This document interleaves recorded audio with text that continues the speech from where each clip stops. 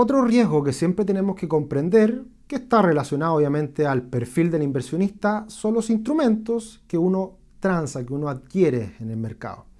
Y ahí nace esta teoría de portafolio, en donde uno lo que tiene que tratar de hacer es maximizar la rentabilidad y minimizar el riesgo, con lo cual se puede lograr precisamente con lo que es la diversificación. No poner todos los huevos en la misma canasta, es el típico refrán que aterriza este concepto de la diversificación y de aminorar el riesgo. Por lo tanto, es muy importante comprender cuáles son los niveles de riesgo de cada uno de los instrumentos. Para comprender esto, debemos situarnos en niveles de variación que puede tener un instrumento respecto a otro.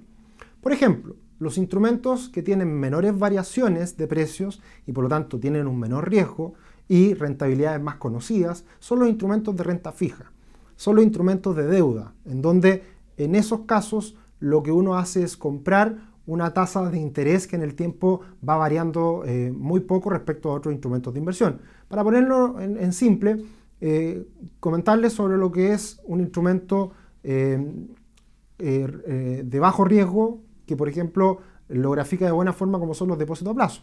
Cuando uno hace un depósito a plazo en el banco, lo que uno está comprando en este caso es deuda con muy bajo riesgo. El principal riesgo en este caso es que la institución, el banco, quiebre, cosa que acá en Chile es muy difícil que ocurra porque el sistema bancario es muy sólido. Por lo tanto, ese banco que tiene poco riesgo de impago, lo que hace es pagarnos una tasa muy bajita y que esa tasa en el tiempo se va manteniendo y por lo tanto no se genera mucha variabilidad. En el rango intermedio están las acciones más variables, más agresivas y acciones más defensivas. Acciones variables son, por ejemplo, las que están relacionadas a los precios de las materias primas, que son muy variables en el tiempo. Y esas acciones suben y bajan de manera muy abrupta. Como también tenemos acciones defensivas, que son las que están orientadas a los servicios básicos, por ejemplo. Luz, agua, electricidad, son empresas que tienen poca variación en el tiempo porque su demanda de los productos o servicios que ofrecen son muy estables también.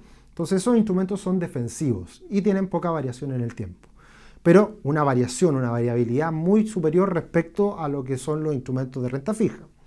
Y en el otro extremo están los instrumentos de derivados, como un futuro, una opción o un CFD, que esos instrumentos, por el apalancamiento que tienen asociado, tienen grandes variaciones en el tiempo.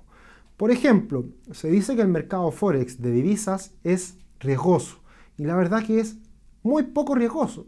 Lo que ocurre es que cuando uno transa en el mercado de divisas, compra divisas que se mueven muy poquito en el día, un 0,5, un 1%, pero se amplifica ese movimiento de precios con el apalancamiento. Uno amplifica esa rentabilidad, ya sea a la alza o a la baja, por el apalancamiento que uno realiza con este tipo de operaciones y eso lo hace más riesgoso. Por lo tanto, muy importante identificar cuál es el perfil de riesgo de uno como inversionista y también identificar los diferentes riesgos que tienen internalizado cada instrumento de inversión y lo ideal es diversificar, comprar diferentes instrumentos financieros para de esa manera minimizar el riesgo de nuestra inversión.